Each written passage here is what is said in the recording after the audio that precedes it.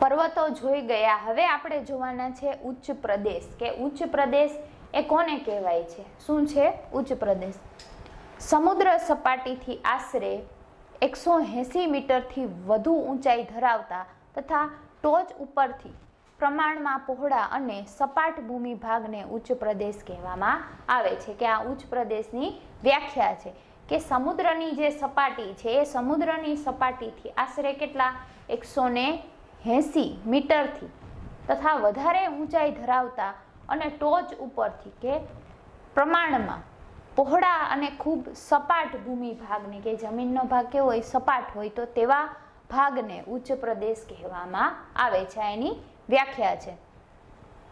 ત્યાર પછી ઉચ્ચ પ્રદેશોનું વર્ગીકરણ, જેમ પર્વતોનું આપણે વર્ગીકરણ કર્યું તેવી રીતે ઉચ્ચ પ્રદેશોનું વર્ગીકરણ એ પણ આપણે જોઈશું. ભૌગોલિક સ્થાન અને સંરચનાના આધારે ઉચ્ચ પ્રદેશને 3 ભાગમાં વહેંચી શકાય છે. કે જે આપણું ભૌગોલિક કે જે જમીનની દ્રષ્ટિએ કે ભૌગોલિક સ્થાન કે કેવું છે આપણા પૃથ્વીની સપાટીનું અને જે સંરચના કેવી રચના બનાવવામાં આવી છે તો એ આધારે ઉચ્ચ પ્રદેશને 3 ભાગમાં વહેંચવામાં આવ્યું છે. પેલું છે આંતર પર્વતીય ઉચ્ચ પ્રદેશ, બીજું છે પર્વત પ્રાંતીય ઉચ્ચ પ્રદેશ, ત્રીજું છે ખંડીય ઉચ્ચ પ્રદેશ. કે આ તેના પ્રકાર છે. આંતર પર્વતીય ઉચ્ચ પ્રદેશ, પર્વત પ્રાંતીય ઉચ્ચ પ્રદેશ અને ખંડીય ઉચ્ચ પ્રદેશ. જેમાં સૌથી પહેલા વાત કરવાની છે આંતર પર્વતીય ઉચ્ચ પ્રદેશ. એ શું છે? ચારે બાજુથી ઊંચી ઊંચી જે પર્વતમાળાઓ હોય છે એ પર્વતમાળાઓથી પૂર્ણ રીતે કે આંશિક રીતે ઘેરાયેલ ભૂમિ ભાગને આંતર પર્વતીય ઉચ્ચ પ્રદેશ કહેવામાં આવે છે. વાત કરી છે કે ચારે બાજુ ખૂબ જ સુંદર મજાની પર્વતમાળાઓ હોય અને એ પર્વતમાળાઓ કે ખૂબ પૂર્ણ રીતે કે આંશિક રીતે કે જે એની આજુબાજુ જે ઘેરાયેલ પર્વતો હોય છે તો એની આજુબાજુ જે ભાગ હોય છે કે જે ઘેરાયેલ ભાગને શું કહેવાય છે? આંતર પર્વતીય ઉચ્ચ પ્રદેશ કહેવામાં આવે છે. કે ચારે બાજુ શું હોય છે? પર્વતમાળાઓ હોય છે અને એને જે ઘેરાયેલ જે જમીનનો ભાગ હોય છે તે જમીનના ભાગને ભૂમિ ભાગને આંતર પર્વતીય ઉચ્ચ પ્રદેશ કહેવામાં આવે છે. જેમ કે તિબેટનો ઉચ્ચ પ્રદેશ અને મોંગોલિયાનો ઉચ્ચ પ્રદેશ તેના ઉદાહરણો છે. કે જે તિબેટની અંદર આપણને ખબર છે કે ઘણી બધી જે નેપાળમાં અને ચીનની અંદર કે જે પર્વતમાળાઓ છે તો એ પર્વતમાળાની આસપાસ શું જોવા મળે છે? જે ઘેરાયેલ એનાથી જે ભૂમિ ભાગ છે તો એ ઉચ્ચ પ્રદેશ થયો. અને જે મોંગોલિયાનો ઉચ્ચ પ્રદેશ છે એમાંના 2 ઉદાહરણ છે. અહીંયા આંતર પર્વતીય ઉચ્ચ પ્રદેશનો ચિત્ર આપેલું છે. તમે જોઈ શકો આ બધા જે શિખરો છે અને એની આસપાસ કે જે ભૂમિ ભાગ દેખાય છે એ શું બને છે? આંતર પર્વતીય ઉચ્ચ પ્રદેશ. ત્યાર પછી પર્વત પ્રાંતીય ઉચ્ચ પ્રદેશ એ કોને કહેવાય છે? પર્વતોની જે તળેટીમાં એક તરફ સીધો ઢોળાવ ધરાવતા પ્રદેશને પર્વત પ્રાંતીય ઉચ્ચ પ્રદેશ કહેવામાં આવે છે. વાત કરી છે કે જે પર્વતો હોય છે એ પર્વતોની એક તળેટી હોય છે અને એ તળેટીમાં શું જોવા મળે છે? તો એક સીધો ઢોળાવ હોય છે. સીધો શું હોય છે? તો કે આમ ઢાળ જેવું ઢોળાવ હોય છે. એ ઢોળાવ ધરાવતા પ્રદેશને પર્વત પ્રાંતીય ઉચ્ચ પ્રદેશ કહેવામાં આવે છે. કે પર્વત પછી પહેલા શું આવે છે? એક આખો ઢોળાવ આવે છે અને પછી શું જોવા મળે છે? પર્વત જોવા મળે છે. તો તેવા ઢોળાવ ધરાવતા પ્રદેશને પર્વત પ્રાંતીય ઉચ્ચ પ્રદેશ કહેવામાં આવે છે. પેન્ટાગોનિયા જે દક્ષિણ અમેરિકામાં છે, ત્યાર પછી પીડમોન્ટ જે યુએસ છે અમેરિકામાં, ભારતમાં માળવાનો ઉચ્ચ પ્રદેશ તેનું શ્રેષ્ઠ ઉદાહરણ છે. કે આવા જે પર્વત પ્રાંતીય ઉચ્ચ પ્રદેશ ક્યાં આવેલા છે? તો દક્ષિણ અમેરિકામાં આવેલા પેન્ટાગોનિયા, પીડમોન્ટ યુએસએ અને ભારતમાં જે માળવાનો ઉચ્ચ પ્રદેશ છે તે તેનું શ્રેષ્ઠ ઉદાહરણ છે. અહીંયા ચિત્ર આપેલું છે કે પર્વત પ્રાંતીય ઉચ્ચ પ્રદેશ. તમે જોઈ શકો છો કે એમ ઢોળાવ છે અને પછી શું જોવા મળે છે? આખો પર્વત જોવા મળે છે. તો એ પર્વત પ્રાંતીય ઉચ્ચ પ્રદેશ એ કહેવામાં આવે છે. ત્યાર પછી છે ત્રીજું ખંડીય ઉચ્ચ પ્રદેશ. એ કઈ રીતે બને છે? ભૂગર્ભિક હલનચલનથી ઉચકાયેલ ભૂમિભાગને કે મોટા ભૂમિભાગ પર લાવાના સ્તરો ખૂબ જ ઊંચાઈ સુધી ઠરવાથી ખંડીય ઉચ્ચ પ્રદેશનું નિર્માણ થાય છે. વાત કરી છે કે ભૂગર્ભની અંદર પૃથ્વીના જે અંદરના ભાગમાં જ્યારે હલનચલન થતી હોય છે, ક્યારેક ભૂકંપ કે એવી કોઈ પણ ઘટના કે હલનચલન થતી હોય ને તેનાથી અમુક જે ભાગ છે તો એ ઉચકાયેલ, તો એવી ઉચકાયેલ ભૂમિભાગને કે મોટા મોટા જે ભૂમિભાગ ઉપર જ્યારે લાવા કે જ્વાળામુખી જ્યારે ઉત્પન્ન થાય અને તેમાંથી જે લાવા બહાર નીકળે છે, આખો લાવા બહાર નીકળી અને તેના જે સ્તરો એટલે કે જે પડ હોય છે એ પડ ખૂબ જ ઊંચાઈ સુધી કે વધારેમાં વધારે ઊંચાઈ સુધી જ્યારે ઠરે છે, અને આપણને ખબર છે કે લાવા જ્યારે ઠરે છે અને એ ઠર્યા પછી કેવો બની જાય છે, એકદમ નક્કર, એકદમ ખૂબ જ સખત અને કઠણ બની જાય છે. તો ઠરવાથી જે ખંડીય ઉચ્ચ પ્રદેશોનું નિર્માણ થાય છે તેને આપણે ખંડીય ઉચ્ચ પ્રદેશ કહેવાય છે. ભારતમાં મહારાષ્ટ્રનો લાવાનો ઉચ્ચ પ્રદેશ, બ્રાઝિલનો ઉચ્ચ પ્રદેશ, અરબસ્તાનનો ઉચ્ચ પ્રદેશ, સ્પેન, ગ્રીનલેન્ડ, એન્ટાર્કટિકાનો અરબસ્તાનનો ઉચ્ચ પ્રદેશ તેના ઉદાહરણો છે કે ખંડીય ઉચ્ચ પ્રદેશ કઈ રીતે, તો કે જ્યારે કે ગરમ જ્યારે લાવા બહાર નીકળે છે અને જ્યારે ઠરે છે, ઠર્યા પછી આપણને ખબર છે કે કેવો થઈ જાય છે, નક્કર થઈ જાય છે, એટલે તેનું નિર્માણ થાય છે.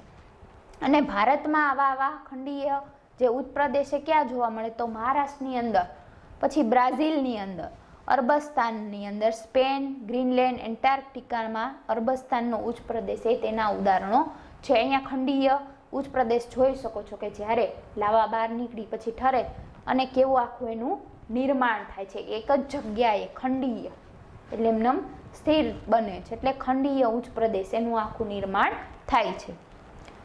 હવે ઉચ્ચ પ્રદેશનું મહત્વ, જેમ પર્વતોનું મહત્વ આપણે જોઈ ગયા કે કયું કયું છે, એવી રીતે ઉચ્ચ પ્રદેશ જે બન્યા છે તો એનું મહત્વ એ શું છે.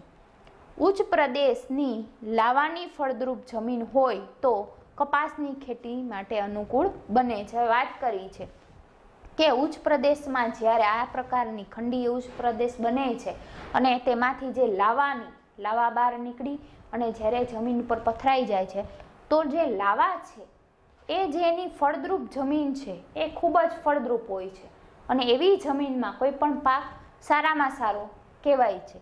તો જે લાવાની ફળદ્રુપ જમીન હોય તો તેમાં કપાસની જે ખેતી થાય છે તો એ કપાસની ખેતી માટે આવી જે લાવાની જમીન છે, ફળદ્રુપ જમીન છે એ ખૂબ જ અનુકૂળ બને છે. કઈ ખેતી માટે? કપાસની ખેતી માટે. પ્રાચીન નક્કર ખડકના ઉચ્ચ પ્રદેશમાંથી લોખંડ, મેંગેનીઝ, સોનું જેવા કિંમતી ખનિજો મળે છે. હવે આવા જે ઉચ્ચ પ્રદેશમાં બીજું શું થાય છે તો કે પ્રાચીન ખૂબ જ પહેલાના અને જે નક્કર ખડકો હોય છે ખૂબ જ કઠણ, તો તેવા જે ઉચ્ચ પ્રદેશો હોય તો એવા ઉચ્ચ પ્રદેશોમાંથી શું પ્રાપ્ત થાય છે? લોખંડ, મેંગેનીઝ, સોનું જેવી જે કિંમતી ખૂબ જ મોંઘામાં મોંઘા જે ખનિજો હોય છે એ ખનિજો એમાં મળે છે. જેમ કે ભારતનો છોટા નાગપુરનો ઉચ્ચ પ્રદેશ, ઉદાહરણ અહીંયા આપ્યું છે કે ભારતમાં જે નાગપુર આવેલો છે, છોટા નાગપુર, એ છોટા નાગપુરનો જે ઉચ્ચ પ્રદેશ છે એ આ પ્રકારનું ઉદાહરણ છે. આ ઉચ્ચ પ્રદેશના ઢોળાવો પશુપાલન માટે ખૂબ જ મહત્વના છે કે આ પ્રકારના જે ઉચ્ચ પ્રદેશો હોય અને એના જે ઢોળાવો હોય તો એ ઢોળાવો કે જે પશુપાલન કે જે પશુઓ જે પાલન છે એના માટે શું છે? ખૂબ જ મહત્વના બને છે. પ્રવાસન અને ફિલ્મ શૂટિંગ માટે પણ ઉપયોગી છે કે જે ઉચ્ચ પ્રદેશો છે કે જ્યાં આપણને ખબર છે કે પ્રવાસન કે આપણે પ્રવાસીઓ માટે તો એક મનોરંજનનું કે બને જ છે, પણ સાથે જ્યારે કોઈ ફિલ્મનું શૂટિંગ જ્યારે કરવામાં આવે છે તો એ લોકો આવા જે ઉચ્ચ પ્રદેશો હોય છે એના શૂટિંગ માટે પણ ખૂબ જ ઉપયોગી બને છે. જાણવા જેવું છે, ગુજરાતના સૌરાષ્ટ્રની લગભગ મધ્યમાં ઉચ્ચ પ્રદેશની રચના થયેલી છે. વાત કરી છે કે ગુજરાતમાં જે આપણું સૌરાષ્ટ્ર એનું જે મધ્ય ભાગ છે તો એ મધ્યમાં ઉચ્ચ પ્રદેશની રચના થયેલી જોવા મળે છે. હવે આપણે પર્વતો જોઈ ગયા, ત્યાર પછી ઉચ્ચ પ્રદેશો જોયા. હવે આપણે વાત કરવાની છે મેદાનો, એના વિશે વાત કરવાની છે.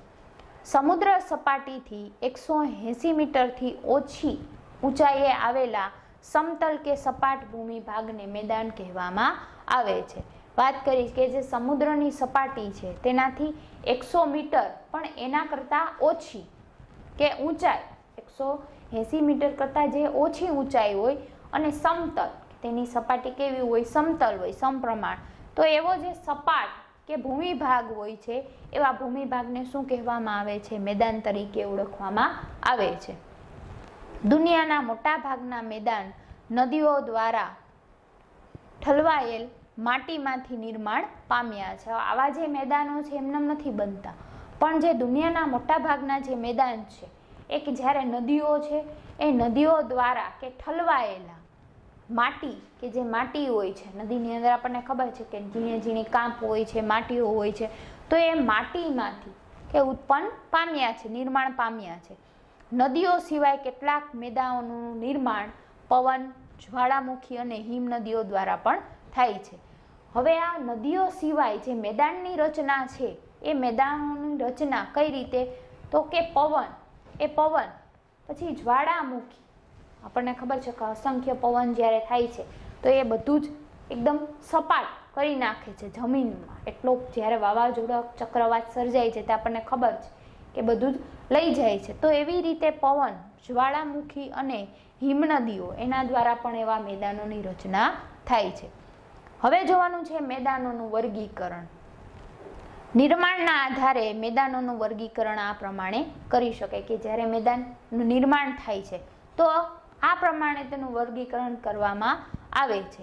એક છે કિનારાના મેદાન, સંરચનાત્મક મેદાન, પછી બીજું છે ઘસારણના મેદાન, ત્રીજું છે નિક્ષેપણના મેદાન. આ ત્રણ એના વર્ગીકરણ. એક કિનારાના મેદાન કે જે સંરચનાત્મક મેદાન કહેવાય છે, પછી ઘસારણના મેદાન અને ત્રીજું છે નિક્ષેપણના મેદાન. જેમાં સૌથી પહેલું જોવાનું છે આપણે કિનારાના મેદાન, કે કિનારાના મેદાન છે એ કઈ રીતે બને છે.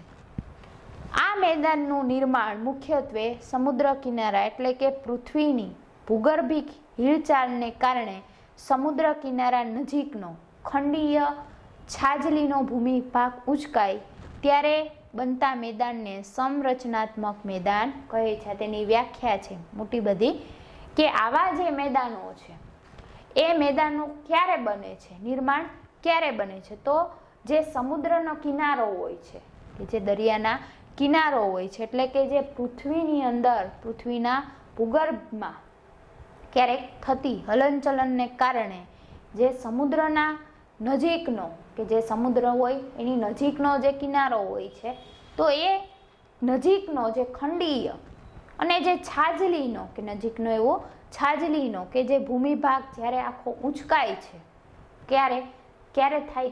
જ્યારે ભૂગર્ભની અંદર, પૃથ્વીના ભૂગર્ભની અંદર ક્યારેક થતી હલનચલનના કારણે એ ભાગ જ્યારે ઊંચકાય છે ત્યારે જે બને છે તેને એવા મેદાનને કેવું? સંરચનાત્મક મેદાન એટલે કે કિનારાના મેદાન તરીકે કહેવાય છે.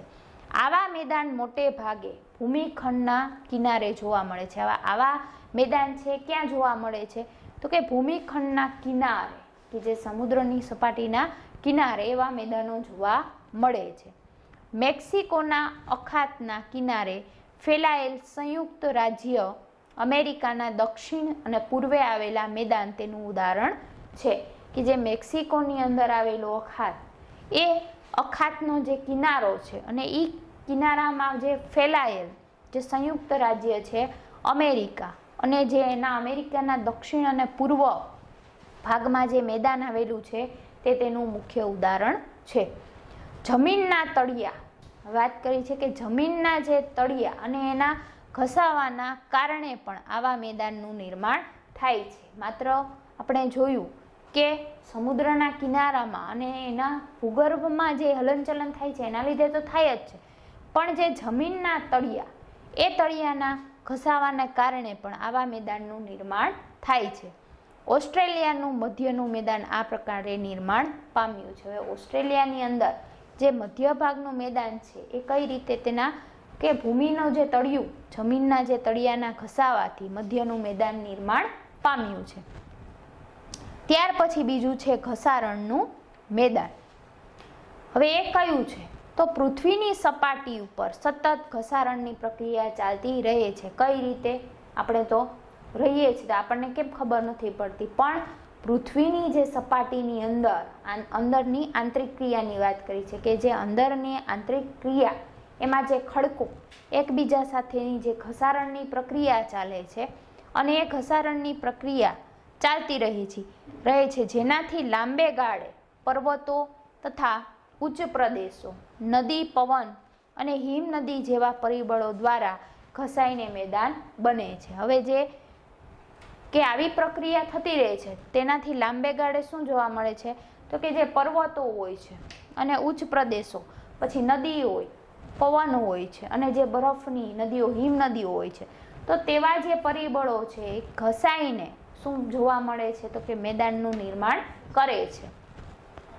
આવા મેદાન સંપૂર્ણપણે સપાટ બનતા નથી. શું કામે સપાટ બનતા નથી તો કે તેમાં પર્વતો, ઉચ્ચ પ્રદેશો, નદી, પવન આ બધાનું મિશ્રણ. એટલે આવા જે મેદાનો છે એમાં ક્યાંક ક્યાંક કાંપ બી હોય છે, પથ્થરો પણ હોય છે. એટલે આવા જે મેદાનો છે સંપૂર્ણ રીતે કે જે જમીનની સપાટીમાં સપાટ બનતા નથી. નક્કર ખડકોની ટેકરીઓ કે જે પદાર્થ હોય છે, ખડકો હોય છે, તો એ નક્કર એવા ખડકોની ટેકરીઓ વચ્ચે વચ્ચે ક્યાંક ક્યાંક જોવા મળે છે કે મેદાન તો ખરા પણ ક્યાંક ક્યાંક કેવી ટેકરીઓ, નાની નાની મોટી મોટી એવી ટેકરીઓ એ વચ્ચે વચ્ચે જોવા મળે છે. ઉત્તર કેનેડા અને પશ્ચિમ સાઇબિરિયાના મેદાન ઘસારણથી નિર્માણ પામ્યા છે. ઉદાહરણ આપ્યું છે કે ઉત્તર કેનેડા અને પશ્ચિમ જે સાઇબેરિયા છે એનું જે મેદાન છે એ આવા બધા નદી, હિમનદી, ઉચ્ચ પ્રદેશો, પર્વતો આ બધાના ઘસારણના પ્રક્રિયાથી મેદાન નિર્માણ પામ્યા છે. ઘસારણ દ્વારા બનેલ મેદાનોને પેનીપ્લેન પણ કહે છે કે આવા જ્યારે ઘસારણ રૂપે કે મેદાનો બને છે એને શું કહે છે? પેનીપ્લેન પણ કહેવામાં આવે છે. હવે ઘસારણના મેદાન જોઈ ગયા, ત્યાર પછી નિક્ષેપણના મેદાન ત્રીજું એ આપણે જોવાના છે. નદી, હિમનદી, પવન વગેરે પરિબળો દ્વારા પથરાયેલ કાંપના નિક્ષેપણથી સરોવર કે સમુદ્ર જેવા કોતરો ભરાવાથી આવા મેદાનનું નિર્માણ થાય છે. હવે વાત કરી છે કે નિક્ષેપણના મેદાન એ કઈ રીતે, તો જે નદીઓ હોય છે, પછી હિમનદીઓ અને જે પવન છે આ ત્રણેયના પરિબળથી, ત્રણેયના મિશ્રણ અને એના પરિબળથી અને જ્યારે પથરાયેલ, આપણને ખબર છે કે નદીની અંદર જ્યારે નદીનું વહેણ થાય છે તો એની સાથે રેતી હોય છે, નાના નાના પથ્થરો હોય છે, આ તમામે તમામ હોય છે. તો તેના દ્વારા જે પથરાયેલ આખો કાંપ હોય છે, નાની મોટી જે રેતીનો એનો કાંપ હોય છે અને એની નિક્ષેપણથી જ્યારે સમુદ્ર કે સરોવર તો જેવા જે કોતરો એમાં ભરાય છે અને આવા જે મેદાન છે એનું નિર્માણ બને છે. એટલે એને નિક્ષેપણના મેદાન એવું ઓળખવામાં આવે છે.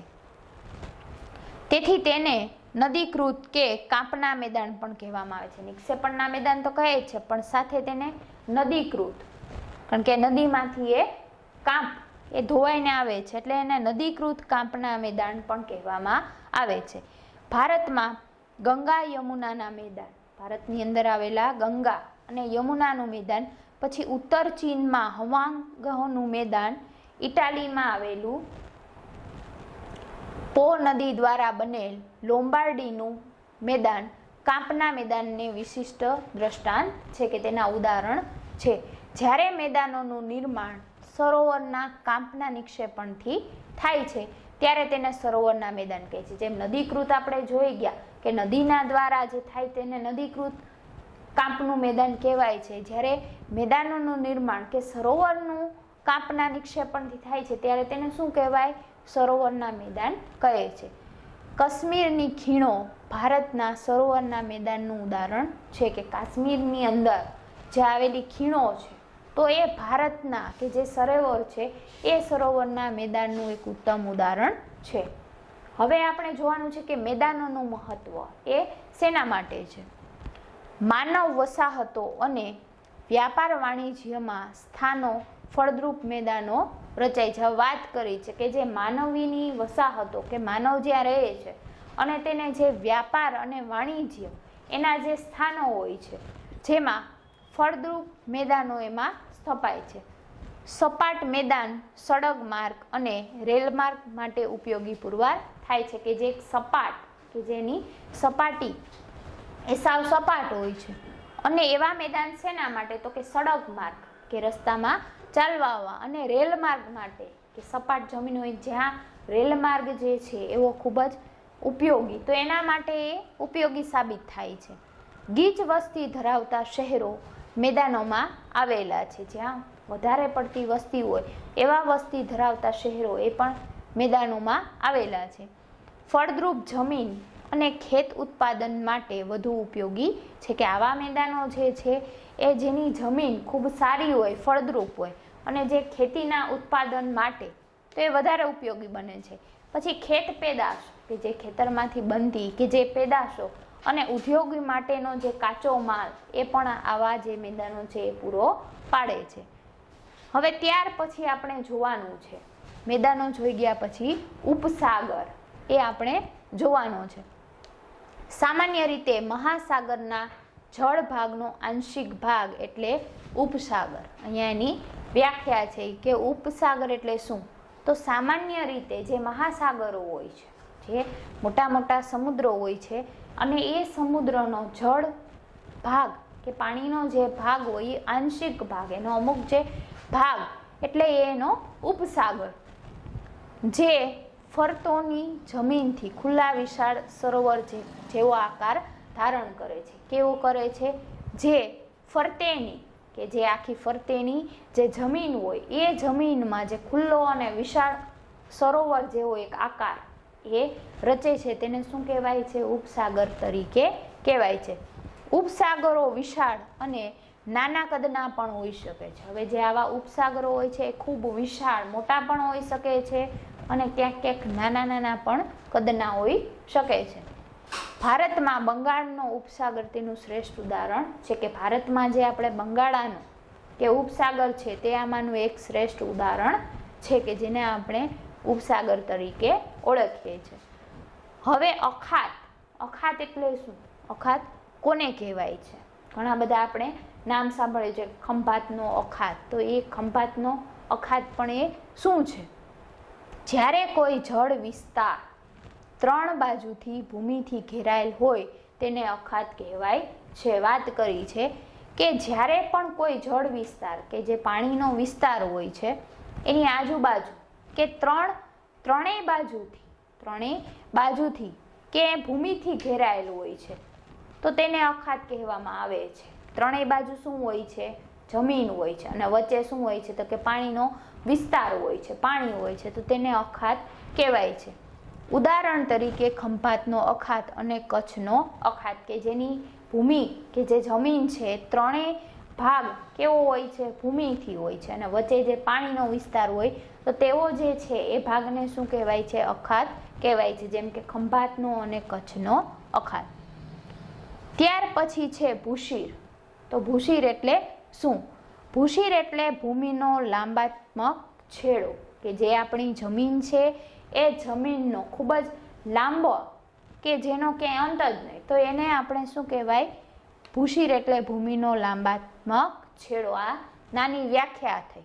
ભૂશીર કોને કહેવાય, તો ભૂશીર એટલે ભૂમિનો લંબાત્મક છેડો જે જળ ભાગમાં ફેલાયેલ હોય છે. ક્યાં ફેલાયેલ હોય છે, તો કે જે જમીન નહીં પણ જે જમીનની અંદર જે પાણી કે જે જળ ભાગ છે એ જળ ભાગની અંદર એ ફેલાયેલો હોય છે, જેને સમુદ્ર રેખા તરીકેની સંજ્ઞા પણ આપી શકાય છે. ક્યાં, જે જળમાર્ગમાં ફેલાયેલો હોય છે અને જેને સમુદ્રની આખી રેખા હોય છે કે જે સમુદ્રની અંદર, તો એ રેખા તરીકેની એક સંજ્ઞા તરીકે પણ આપણે ભૂશીર, કંઈ આપણે ઘણી વખત એવું સાંભળ્યું પણ હશે કે સમુદ્રની અંદર જે ભૂશીર, તો એ જેને સમુદ્ર રેખાની સંજ્ઞા એ પણ કહેવાય છે. દાખલા તરીકે કન્યાકુમારી, કે આપણો ભારતનો છેડો એવું કહેવાય છે, તો કન્યાકુમારી જે ભારત અને કેપ ઓફ ગુડ હોપ કે જે આફ્રિકામાં આવેલી છે એની ભૂશીર, તો એ આના ઉદાહરણો છે. ભારતમાં ક્યાં, તો કે કન્યાકુમારી, અને આફ્રિકામાં ક્યાં, તો કે કેપ ઓફ ગુડ હોપ. ભૂશીરની વાત કરી. હવે ટાપુ છે એ આપણને ખબર છે કે અંદમાન ને નિકોબાર ટાપુ, પણ ટાપુ એ ખરેખર શું છે, તો જે ભૂમિ ભાગ ચારે બાજુથી જળ વિસ્તારથી ઘેરાયેલ હોય તેને ટાપુ તરીકે ઓળખવામાં આવે છે. જો આપણે આગળ અખાત જોઈ ગયા, તેમાં ત્રણેય ભાગ ભૂમિથી ઘેરાયેલો હોય અને વચ્ચે પાણી. પણ આમાં ટાપુમાં કે જે ભૂમિ ભાગ કે જમીનનો જે ભાગ છે એ ચારેય બાજુ જળ વિસ્તારથી ઘેરાયેલું હોય છે. ચારેય બાજુ કેવું એનું જળ વિસ્તારથી ઘેરાયેલું હોય તેને શું કહેવાય છે? ટાપુ તરીકે ઓળખવામાં આવે છે. ચારેય બાજુ જમીનની પણ ચારેય બાજુથી કેનાથી ઘેરાયેલું હોય છે? તો પાણીથી. ઉદાહરણ તરીકે લક્ષદ્વીપ, પછી અંદમાન નિકોબાર, શંખોદ્વાર, બેટ દ્વારકા, એ પણ આપણે ખબર જ છે વેરાવળમાં આવેલ. ત્યાર પછી પિરોટન, નરાબેટ, પીરમબેટ, સીમાડબેટ. આ જે બેટ કહેવાય છે એ શું છે? હકીકતમાં ટાપુ કે જેની આજુબાજુ ચારેય ભાગ શું હોય છે? પાણી જ પાણી, ભૂમિ નહીં પણ પાણી જ પાણી હોય છે, તો તેને આપણે એ કહેવાય છે. હવે ત્યાર પછી જોવાની છે ખીણ. ખીણ આપણને ખબર છે કે આપણે જોઈએ ક્યારેક ઊંચા ઊંચા આપણે પર્વતો ચડ્યા હોય ને નીચે આપણે જોયું હોય તો નીચે શું દેખાય છે? ખીણ દેખાય છે. પણ પર્વતોની જે હારમાળા વચ્ચે આવેલો નીચાણવાળો ભાગ એને શું કહેવાય છે? ખીણ કહેવાય છે. કે મોટી મોટી જે પર્વતમાળાઓ છે ને પર્વતમાળાઓની વચ્ચે કે જે આવેલો આખો નીચાણવાળો ભાગ, કારણ કે ખીણ છે એ ખૂબ જ નીચાણવાળા ભાગમાં આવેલી હોય, તો નીચાણવાળો જે ભાગ છે એને શું કહેવાય છે? ખીણ કહેવાય છે. ગેડ પર્વતો, પર્વતોમાં આપણે આગળનો પ્રકાર જોયો ગેડ પર્વતો કે જે ખીણની રચના કરે છે, તેવા ગેડ પર્વતો અને ખંડ પર્વતો. એ ખંડ પર્વતોના નિર્માણ વખતે તથા નદી હિમનદીના ઘસારણ કાર્યના પરિણામે ખીણોની રચના થાય છે. દાખલા તરીકે કાશ્મીરમાં આવેલી ખીણ કે કયા? તો ગેડ પર્વતો અને જે ખંડ પર્વત છે એ જ્યારે બને છે, નિર્માણ પામે છે, તથા જે નદીઓ હોય છે અને હિમનદી એના જે ઘસારણની જે ક્રિયા છે એ ઘસારણ કાર્યના પરિણામે જે ખીણો છે એ ખીણની રચના થાય છે. દાખલા તરીકે આપણે કાશ્મીરની અંદર આવેલી ખીણ. ત્યાર પછી સમુદ્ર ધુની. બે જળ વિસ્તારોને જોડતી સાંકડી જળપટ્ટીને સમુદ્ર ધુની કહે છે. આ પણ એની શોર્ટ વ્યાખ્યા છે. સમુદ્ર ધુની કોને કહેવાય? તો બે જળ વિસ્તારો. વિસ્તાર કયા? બે જળ વિસ્તારો હોય, એ બે જળ વિસ્તારને એક જોડતી અને એક કેવી? તો કે સાંકડી કે જે જળપટ્ટી છે, જે જવાનો રસ્તો, તો એ જળપટ્ટીને સમુદ્ર ધુની કહે છે. ઉદાહરણ તરીકે ભારત અને શ્રીલંકા વચ્ચે આવેલી પાલકની સમુદ્ર ધુની. કયા? તો કે જે બે સમુદ્રની કે બે જળ વિસ્તાર ભારત અને શ્રીલંકાની વચ્ચેથી કે જે એક સાંકડો એવો માર્ગ જોડે છે, તો એ જોડતી પાલકની સમુદ્ર ધુની. ત્યાર પછી સંયોગી ભૂમિ. બે જળ વિસ્તારોને અલગ કરતી સાંકડી ભૂમિ પટ્ટીને સંયોગી ભૂમિ કહે છે. આ પણ વ્યાખ્યા છે. બે જળ વિસ્તારોને જોડતી સાંકડી જળપટ્ટીને સમુદ્ર ધુની, પણ આમાં ઊંધું છે. બે જળ વિસ્તારોને અલગ કરતી કે બેને અલગ કરતી સાંકડી જે ભૂમિ પટ્ટી છે તેને સંયોગી ભૂમિ કહે છે. ઉદાહરણ તરીકે પન્નામાં, ઉત્તર અને દક્ષિણ અમેરિકા ખંડ વચ્ચે આવેલી છે પન્નામાં, કે જેની પન્નામાની નહેર એક આપણે કહીએ છે. તો એ રીતના કે જે ઉત્તર અને દક્ષિણ અમેરિકા ખંડને બેને અલગ કરતી જે સંયોગી ભૂમિ. ત્યાર પછી છે દ્વીપકલ્પ. જે ભૂમિ ભાગની ત્રણ બાજુ સમુદ્ર અને એક બાજુ જમીન વિસ્તારથી જોડાયેલો હોય તેને દ્વીપકલ્પ કહે છે. દાખલા તરીકે દક્ષિણ ભારત, સૌરાષ્ટ્ર વાત કરી છે કે જે જમીન છે એ જમીનની ત્રણે બાજુ શું હોય? સમુદ્ર, અને એક જ બાજુ શું હોય? જમીન હોય. તો જમીન વિસ્તારથી જે જોડાયેલ હોય તેને શું કહેવાય છે? દ્વીપકલ્પ. ઉદાહરણ તરીકે દક્ષિણ ભારત અને સૌરાષ્ટ્ર.